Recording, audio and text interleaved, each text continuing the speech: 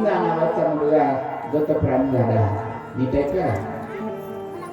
इतके कीर्तनात घडलेले होते. त्यांनी विचारलं म्हणे बाबा तू हेच बातमी घेऊन आलास का? म्हणे हा. काय नवल सांगतोय तू? मुलगा मेला नवल काय सांगतो? अरे कितीतरी मेले, किती गेले कोट्यानुकोटी, काय रडू एकासाठी. आतापर्यंत कितीतरी गेले आणि माझा एक गोंद्या गेला तर काय झालं, जाऊ द्या ना. पण कीर्तन बंद केलं नाही ज्या बाबांनी, त्यांचं नाव श्री संत गाडगे महाराज. नीट आहे का? त्यांचं नाव गाडगे महाराज, ज्यांनी कीर्तन बंद केलं नाही. हे एक संत कैसे देवजीराज माझे,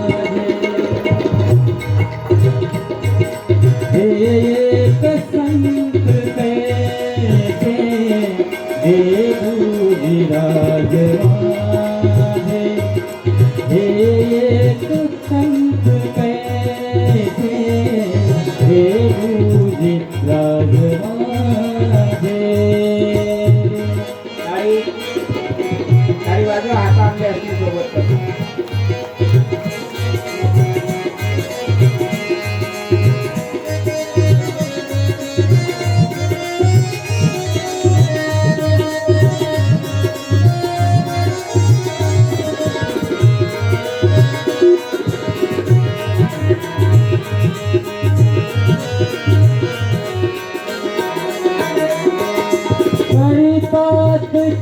कीर्तनाला विद्या मुळी नसोनी, विद्या मुळी नसोनी, करीतात कीर्तनाला विद्या मुळी नसोनी, भरली रसाळवणी,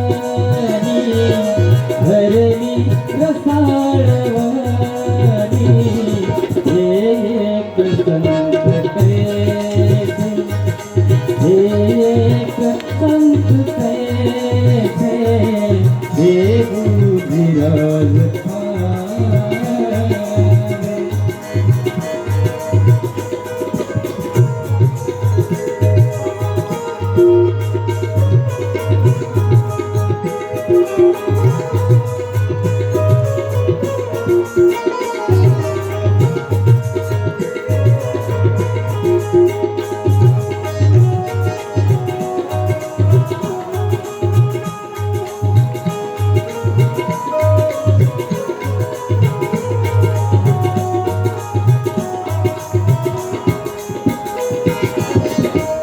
कपडे नवे करायचे,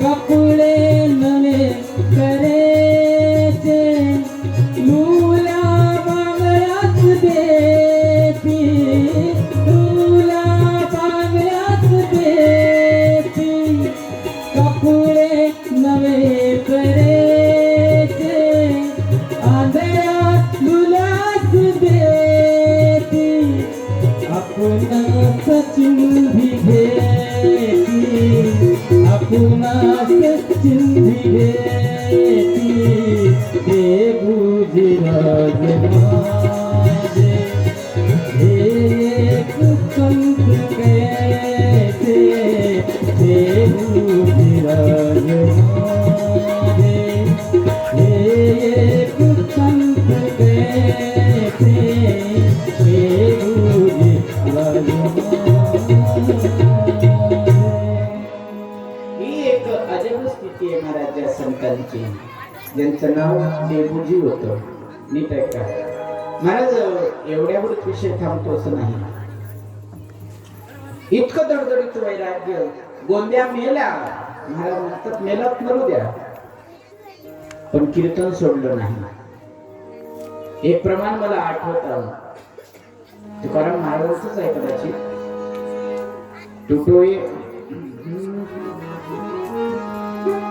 तुटोये शरीर फुटोये मस्तक तरी कीर्तन रंग सोडू नवे. तुटोये शरीर फुटोये मस्तक तरी कीर्तन रंग सोडू नवे. महाराज या प्रमाणावर अरूढ होते.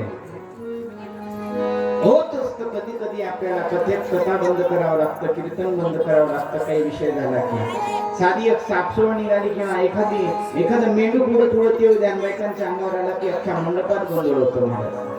आपल्या इथे काही विषय नाही, इतका मोठा विषय नाही. आपलं खेडेगाव आहे, छोटेसे लोक आहे, थोडेसे लोक आहेत, कळलं का?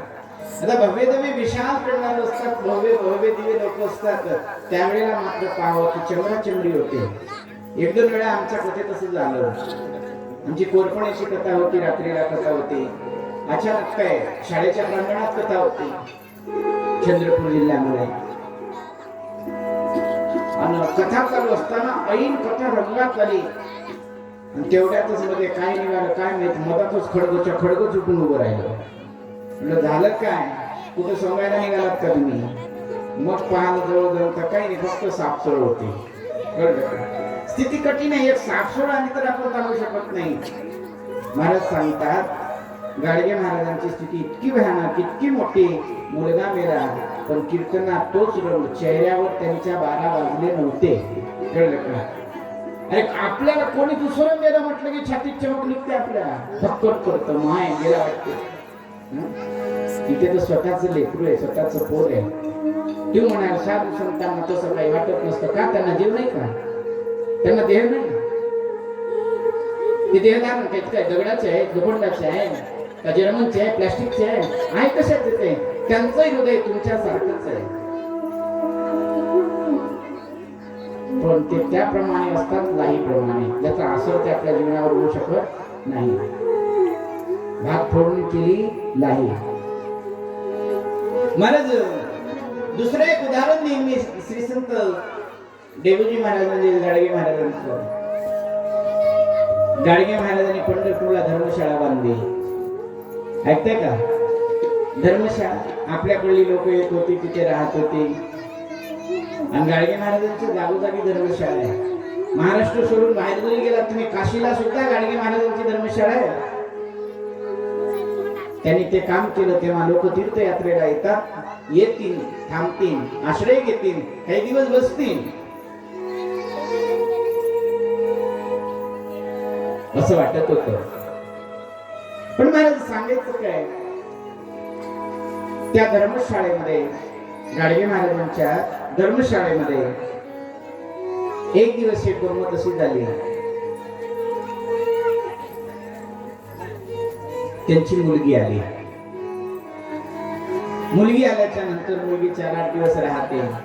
तिने बघितलं महाराज, तिचे वातावरण पाहिलं आणि तिने विचार केला, हो काय सुंदर वातावरण आहे, एवढी सुंदर धर्मशाळा माझ्या बाबांनी बांधली म्हणतात. आणि तिची इच्छा अशी झाली की आपण इथंच राहावं. 1 दिवस राहिली, 2 दिवस राहिली, 3 दिवस राहिली, 4 दिवस राहिली, 8 दिवस राहिले. 8 दिवस थांबले.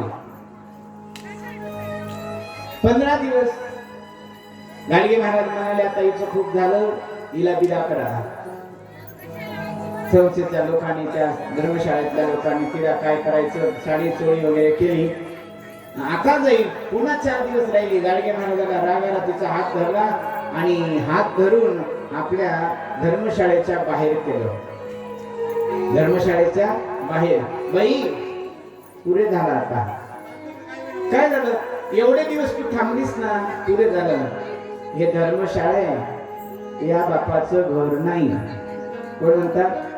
गाडगे महाराज काय म्हणतात, बाई हे धर्मशाळा आहे आणि धर्मशाळा धर्माच्या कामासाठी आहे, धर्मासाठी बांधलेली आहे. येणाऱ्या जाणाऱ्या प्रवाशांची निवासाची व्यवस्था व्हावी याच्यासाठी बांधलेली आहे. ही काही तुझ्या बापाचं घर, हे तुझ्या बापाचं घर नाही. धक्के मारून काढलं स्वतःच्या पोरीला. नीट आहे का? आजचा बाप असं करू शकेल का? कल्पना करा, करू शकेल?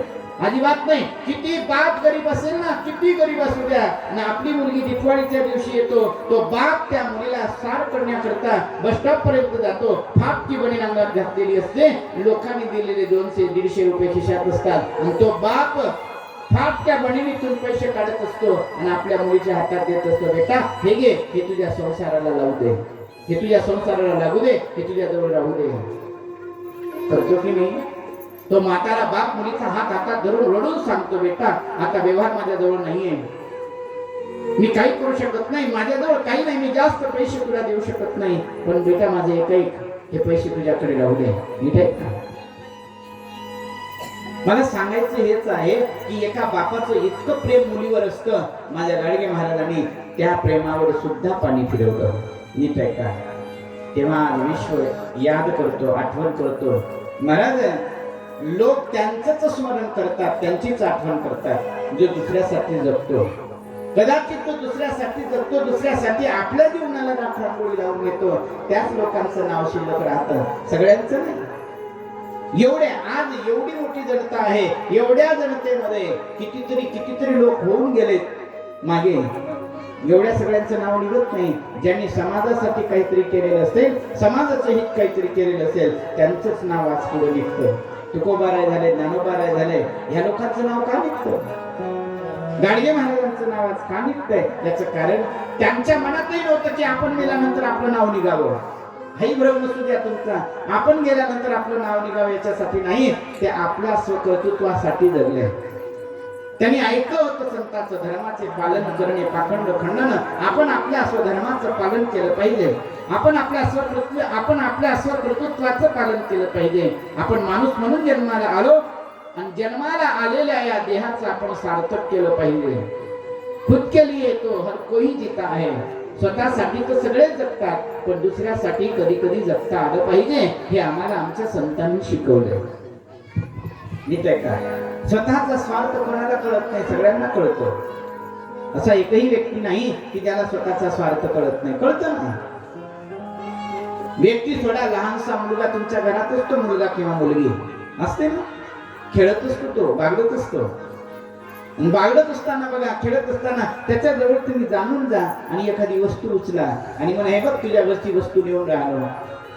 लहानसच आहे, त्याला धावता येत नाही, बोलता येत नाही, रांगतो, फक्त रांगत जातो. काका असेल किंवा काकू असेल त्यांच्या साडीला धरतो, घट्ट जाऊ देत नाही, ओरडतो तो.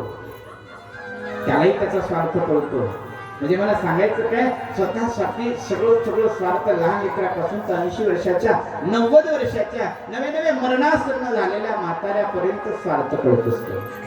पण परार्थ क्वचितच लोकांना कळतो, जे बोटावर मोजण्या इतके आहे.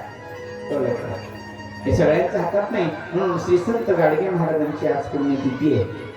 4 शब्द त्यांच्या संदर्भात बोलावं असं वाटलं, म्हणून मी तुमच्या समोर त्यांचा विषय मांडला. नाव जरी घेतलं ना महाराज, त्यांचं नाव आज तुम्ही घ्या नका घेऊ, पण महाराष्ट्र शासन त्यांचं नाव घेतोय. महाराष्ट्र शासनच नव्हे, नीट आहे का, भारत सरकार त्यांचं नाव घेतोय. नीट आहे का? एवढं काम त्यांनी करून ठेवलंय.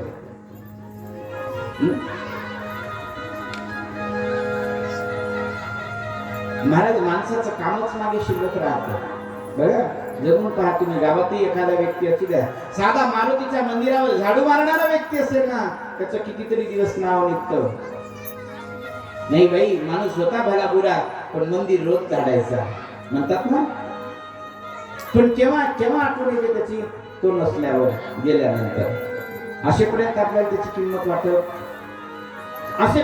किंमत वाटत नाही. पण जेव्हा तो सोडून आपल्याला जातो, तेव्हा त्यांची पोकळी जी पडते ती कोणीच भरून काढू शकत नाही.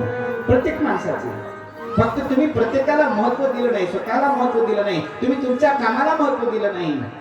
नीट आहे का?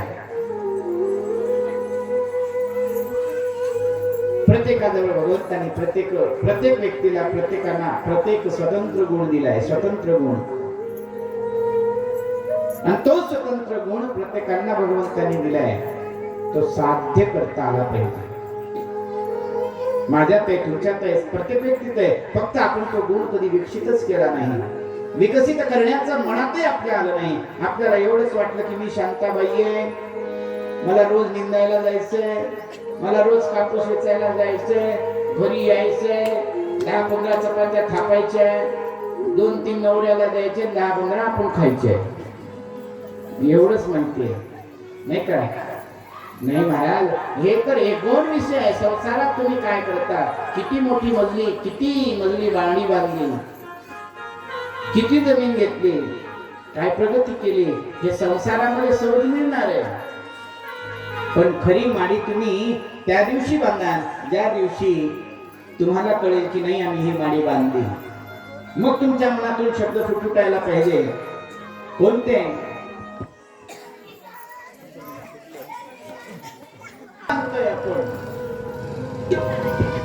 हे घर आहे, दार आहे, शेती आहे, वाडी आहे.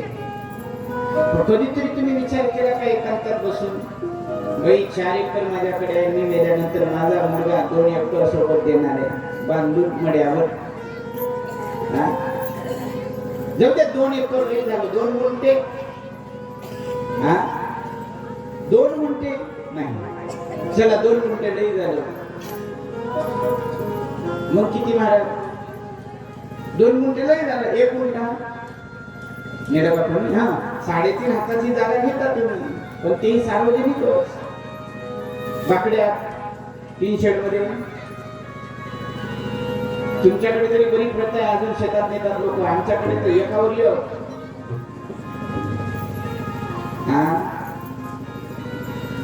बरं आहे ते नीट आहे का? राशन तुकडोजी महाराजांचे एक भजन आहे. एक मानवा भाई तू राम नाम घेई, नरा सारका नर जन्मासी आला संसारा, तू आला संसारा, आला संसारा, तू आला संसारा. घे घे घे हरिनाम घे, माया सारी सोडून दे, हात लावणी नशिबाला का बसतो ठाई ठाई. या संसारा पायी, या संसारा पायी, या संसारा पायी, या संसारा पायी.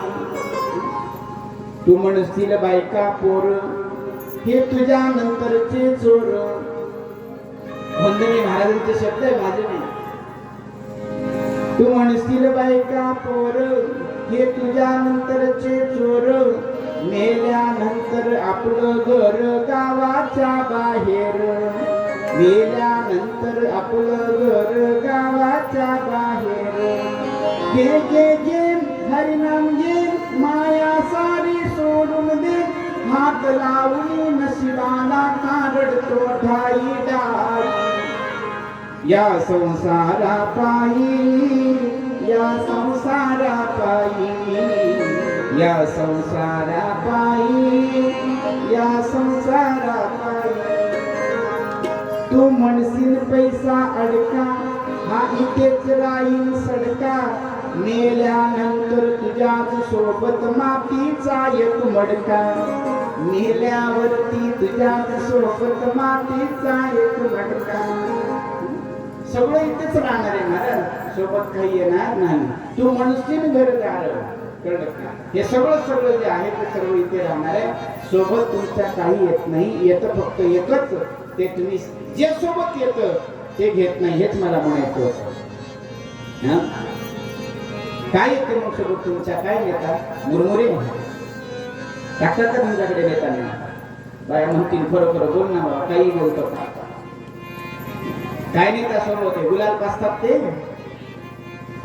तोंडात टाकतात थोडस तुळशीच्या पानाबरोबर ते. काय नेता? काहीच नाही येत ना, काहीच नाही. रुपया लावतात तिकडे, तुमच्याकडे लावतात का? रुपया लावतात का? मग तोही अंत्यामध्ये नेतात आणि 20व्यावर काढतात ना. मग सोबत येणार काय? सोबत काहीच येत नाही. जे येते त्याचा विचार आम्ही कधीच करत, त्याचा विचार आम्ही कधीच करत. म्हणून विचार करा, महाराज सांगतात तो विचार करा आणि निश्चितपणे भगवत तत्वाचं चिंतन करत करत आमच्या सोबत काय येणार आहे त्या विचारांना अधीन राहून भगवंताचं स्मरण करा.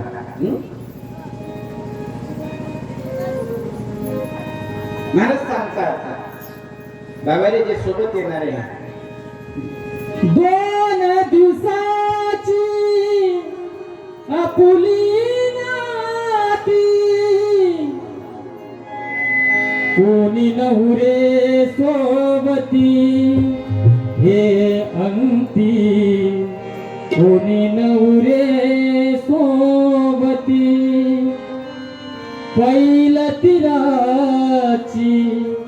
हा काही कथा पैल तिराची, हा काही कथा स्मरतो एक सहारा,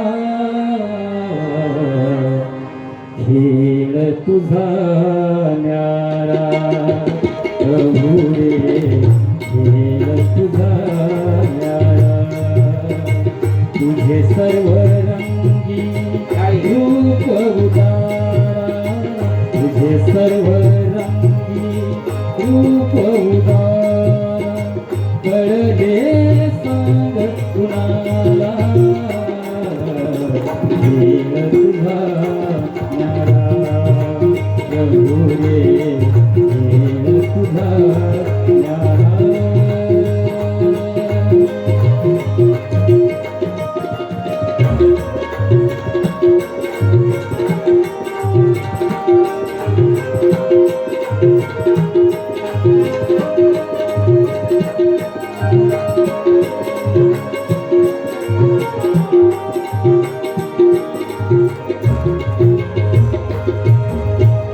स्वार्था भवती दुनिया फिरते, स्वार्था भवती, स्वार्था भवती दुनिया फिरते, बेमानी ठरती भलाई, बेमानी ठरते सौद्यासाठी जुळती नाती, सौद्यासाठी जुळती नाती, फसवा भाव फुलोरा, खेळ तुझा न्यारा प्रभू रे, खेळ तुझा न्यारा, तुझे सर्व रंगी रूप उदारा, तुझे सर्व रंगी रूप उदारा, कळले सांग कुणाला, खेळ तुझा न्यारा प्रभू रे, खेळ तुझा न्यारा प्रभू रे, खेळ तुझा न्यारा. महाराज परमात्म्याचं खेळच निराळ आहे, लक्षात घ्या. कळलं का? त्याच्या खेळाला तोडच नाहीये महाराज. आपले खेळ किती वेळा खेळ रचल्या जातील आणि किती वेळा मोडल्या जातील. कळलं? परमात्म्याला वेळच लागत नाही. बरं, आपल्याला एखाद्या खेळाची तयारी करायची म्हटलं तर किती वेळ करावा लागतो बघा. एवढं नियोजन करायचं म्हटलं तर 15-20 दिवस अगोदर जातात. बरं, गेल्यानंतरही वेळेवर सगळं प्राप्त होईलच असं नाही. मग त्याच्यातही काहीतरी अडचण राहतेच. मग परमात्म्याला किती वेळ लागतो? त्याला वेळच लागत नाही. घडी मोडी हेळा मात्रे, एका क्षणामध्ये भगवान सर्व काम करून टाकतात. म्हणून मी विचारत होतो, तुम्हाला बोलत होतो, विषय माझा हा होता की बाबा आपण त्याच्या खेळाला कधी समजूनच घेतलं नाही. त्याचा खेळ निराळा आहे. मग मी विचारत होतो की आपण काय तयारी केली शिवपुराणाच्या माध्यमातून जे आपल्या सोबत येईल. काय सोबत येईल आपल्या? लाटणं, बेलणं, कोळपाट, मुसळ, उखळ, कमळ, काही काहीच नाही. बरेच जण सुरुवातच इथून करतात कथेची. काय माणसाचं जीवनच किती आहे. माणूस सोबत येताना काय घेऊन आला आणि सोबत जाताना काय घेऊन जाईल, इथूनच सुरुवात होते बऱ्याच जणांची. पण मला म्हणायचंय, माणूस येताना भरपूर काही घेऊन आला आणि जाताना भरपूर काही नेतो.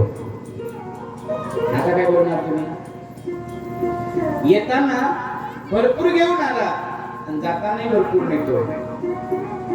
काय नाही सर्व. तुम्ही तर म्हणता महाराज तिथे नेल्यानंतर वस्त्रही अंगावर ठेवत नाही असं म्हणतात.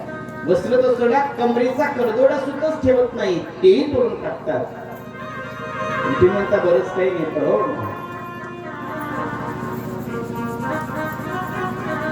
येताना तुम्ही घेऊन आला. लोक म्हणतात आला मोठी बांधून गेला हात पसरून. हे एक मन खरी आहे. जेव्हा तो आला तेव्हा मुठी बांधून आलेला आहे, जाताना हात पसरून गेला. ते शिकंदराचं उदाहरण भरपूर वेळा देतात आणि मी दिलंय. शिकंदराला शेवटच्या क्षणाला कळलं की बाबा मला काही नेता आलं नाही, खूप जमा केलं, मी अख्खा भारत लुटला होता की मला सोबत नेता येईल, पण जेव्हा मला जायचं काम पडलं ना तेव्हा माझ्यासोबत काहीच आलं नाही. माझ्यासोबत फक्त काय आलंय, महाराज म्हणतात मी आलो होतो मुठी बांधून, पण जाताना हात पसरून जातोय. लोकांना सांगितलं मला जेव्हा तुम्ही त्या माडावर बांधाल ना तेव्हा दोन्ही हात असे ठेवा. इच्छा खूप होत्या, आमच्या अपेक्षा खूप होत्या, पण एकही पूर्ण झाल्या नाही, खाली हात गेलो. पण शिवमहापुराण सांगतंय आपण खाली हात आलाही नाही आणि खाली हात जातही नाही. आलात तेव्हा तुम्ही तुमचं प्रारब्ध घेऊन आलात, हे विसरता कामा नाही. जेव्हा तुम्ही आलात ना तेव्हा तुमचं प्रारब्ध घेऊन आलात आणि जातात तेव्हा तुम्ही तुमचं संचित घेऊन जातात, हे कधीच विसरायचं नाही. बोलून चालणार नाही काय आणले माणसाने काय नेणार, आणलं भरपूर आणि नेतोही भरपूर. मग आता त्या संचितामध्ये तुम्हाला न्यायचं काय आणि प्रारब्धामध्ये तुम्ही आणलं काय, याचं समतोल असलं पाहिजे. हे दोन्ही व्यवस्थित असले पाहिजे. हे दोन्ही पारडे व्यवस्थित. आपलं प्रारब्ध कोणीकडे जात आहे आणि आपलं संचित काय बनत चाललंय, कळलं? या सगळ्या गोष्टी करण्याकरता सद्गुरु कृपा लागते. सद्गुरु कृपेशिवाय ह्या गोष्टी करणार नाही. गुरु कृपा ही केवळ गुरुची कृपा झाल्याशिवाय ह्या गोष्टीचं उलगडा होत नाही. बोलू शकत गुरु सारिखा हसता पाठ राखा, श्री गुरु सारिखा हसता पाठ राखा, श्री गुरु सारिखा हसता पाठ राखा. मित्राचा लेखा कोण करे, मित्राचा लेखा कोण करे, श्री गुरु सारिखा हसता पाठ राखा, श्री गुरु सारिखा हसता पाठ राखा.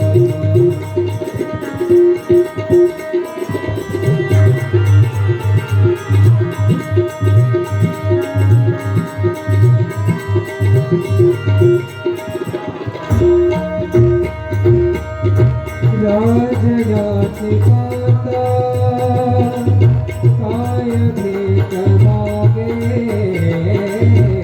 राजयाची पाता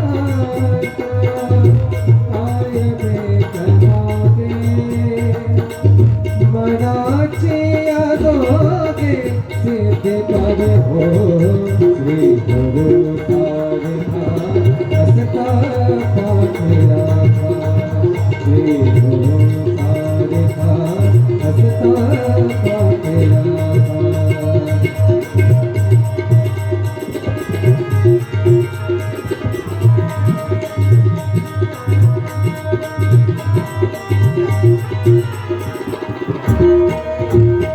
हो ज्ञानदेव भरे तरलो तरलो,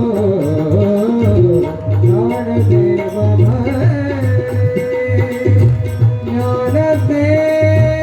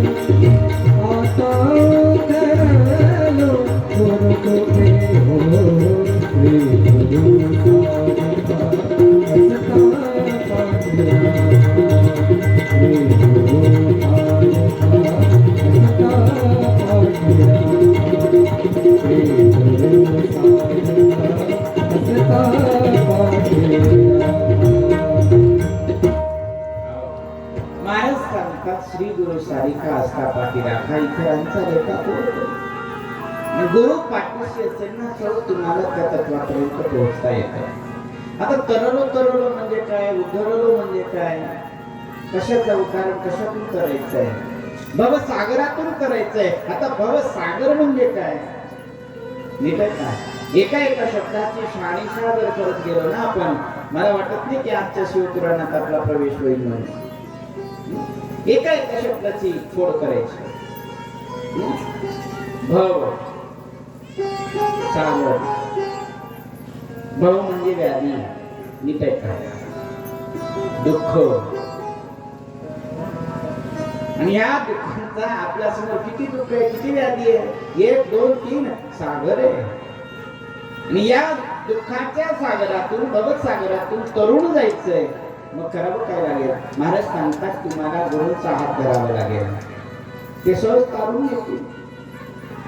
आटकतो मनुष्य जागोजागी ब्रेक लागतात, जागोजागी. नीट आहे काय? कथेला यायचंय, आजीबाईला कथेला यायचं होतं, नाक रडायला लागली, थांबली आजी. हे भवसागरच आहे. अटकली त्या फेऱ्यात. आजोबा येणार होते कथेला. काय झालं? आजोबा येणार, नाकाने सांगितलं मी निघालो हिमायतनगरला, तुम्ही जा बरं, शेतामध्ये रुई येत आहे, तुरी आहे आपल्या शेतात, तुरी. अटकले आजोबा. हे सगळं भवसागर आहे. या सगळ्या दुःखातून पार व्हायचं असेल, महाराज सांगतात बाबा रे एक काम करा, सद्गुरूंचा हात धरा, बस. त्याला विषय खूप मोठा आहे, प्रसंग